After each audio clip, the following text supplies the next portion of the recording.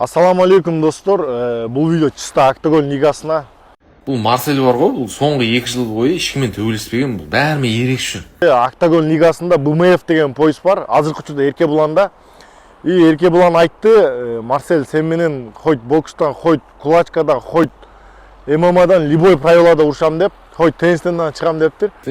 Марсель, мен сен кулачкадан болсын, ММАдан болсын, футбол, баскетбол любойынан айырып жүрмін. Ошол себептен эгер Эркебулан реально уруша турган болсо, Октагон лига Эркебуланды бергиле БМФ поясты коргош керек. Неге дегенде уже арадан 1 жыл өтүп кетти. 1 жылдан бери поясты коргой атат. И Октагон лигасына Октагон лига не себептен мени 5-чи месте коюп койгон. Жанагындай рейтингде 5-чи орунга коюп коюптур. Мен рейтингде 1-чи орунда турушум керек. Неге дегенде ошо 5 турган баланын 5-10суна тең шанс бербей 1-чи раундду утам. Конечно, Октагон лигасын түшүнсө болот. Өздөрүнүн байестерин көтөрүп атат. Неге дегенде бизде Кыргызстанда өзүбүздүн лига болгондо биз деле ошондой кылмакпыз, өзүбүздүн байестерди көтөрбөкпүз.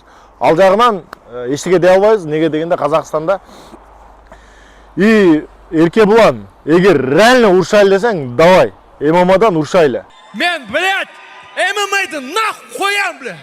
Эркебулан экөөбүздүн боюбуз бош керек эле. Менин колум сынып калып, ошол себептен бой болбой калган. Неге дегенде мен полный справкалар жөнөткөм. И Эркебуландын фанаттары же ошол жакта ойлоп калышы мүмкүн, Марсель бойго чыкпай койду деп. Менин колум реально сынган, доказательство менен жөнөткөнбүз. И Эркебуландын сүрөтүбүз чыгып уже face to face болуп атканда, Эркебулан прекрасно билет бизде Кыргызстанда поддержка кандай экен. Ошол себептен комментарийин закрытый кылып, комментарий жазбай турган кылып алган. И жана Адылхан же башка байестер менен, Өзбекстандык байестер менен урушканда комментарийси ачык турат, Эркебуланды колдойт. Бирок биздике келгенде уже Кыргызстан мени жакшы колдошун билет. Менде эч кандай негатив жок, поддержка өтө жакшы.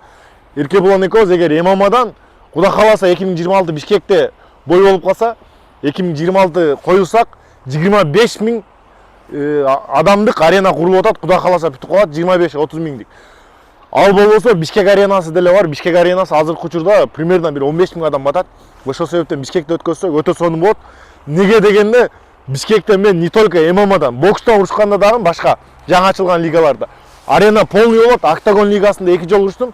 2 жолу тең Октагон арена полный болгон. Октагонго адам батпай калган. Ошол себептен Октагон лигасы эсче Кыргызстанда өткөзөлү ушу бойду. Так что Эркебулан ММАдан чыгам десең, полный газ.